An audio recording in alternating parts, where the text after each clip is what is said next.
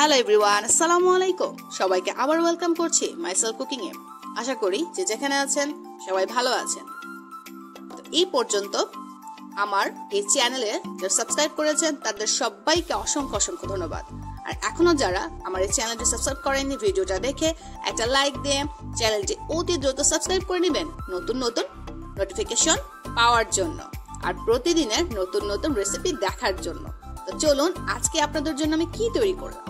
আজকে তৈরি করেছি খুবই মজাদার পটেটো স্পাইস স্ন্যাক্স রেসিপি, খুবই অল্প উপকরণে অল্প সময়। তো সেজন্য এখানে আমি দেখতে পাচ্ছেন দুটো আলু নিয়েছি মাঝারি সাইজের, সিদ্ধ করে এভাবে পেস্ট করে নিয়েছি। আপনারা আপনাদের পরিমাণ মতো নিতে পারেন। আর এখানে দুটো কাঁচামরিচ আমি কুচি করে নিয়েছি, আর ঝালের পরিমাণটা আপনার স্বাদের উপর ডিপেন্ড করে।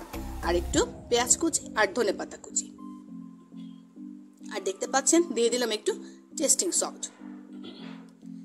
এটা অপশনাল, যদি আপনি দিতে পারেন তাহলে স্বাদটা অনেকটাই অন্যরকম হবে। আর এক চিমটি লবণ, লবণের পরিমাণটাও আপনি আপনার স্বাদ মতো দিবেন। আর দিয়ে দিলাম একটু চাট মশলা। এই মশলাটা আমরা ঘরেই তৈরি করে নিতে পারি। তারপরে দেখতে পাচ্ছেন দিয়ে দিলাম আমি কর্নফ্লাওয়ার। এখানে আমি 3 চামচের মতো কর্নফ্লাওয়ার দিয়েছি। আর দিয়ে দিলাম এখানে ফ্লাওয়ার, যেটা আটা বা ময়দা হিসেবে আমরা দিতে পারি। এখানে আমি এটা 3 চামচ পরিমাণ দিয়েছি। সবগুলো উপকরণ দেখতে পাচ্ছেন আমি সুন্দর করে ভালো মতো এভাবে মাখিয়ে একটা ডো তৈরি করে নেব।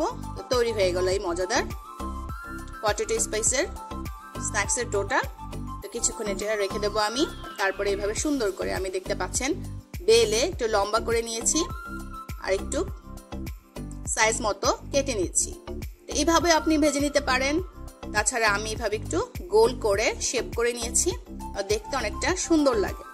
আপনার বাচ্চাদের বলেন যে বিকালের নাস্তা হোক টিফিনে হোক, দেখবেন অনায়াসে ওরা খুব পছন্দ করে নেবে।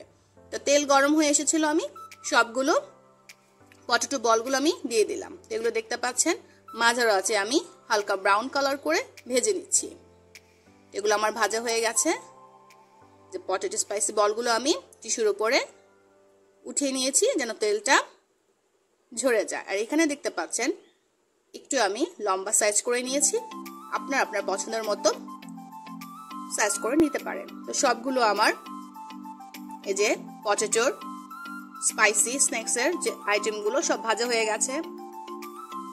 খুবই অল্প সময়ে খুবই মজাদার এই স্পাইসি স্ন্যাক্স রেসিপিটা আপনারা তৈরি করে নিতে পারেন।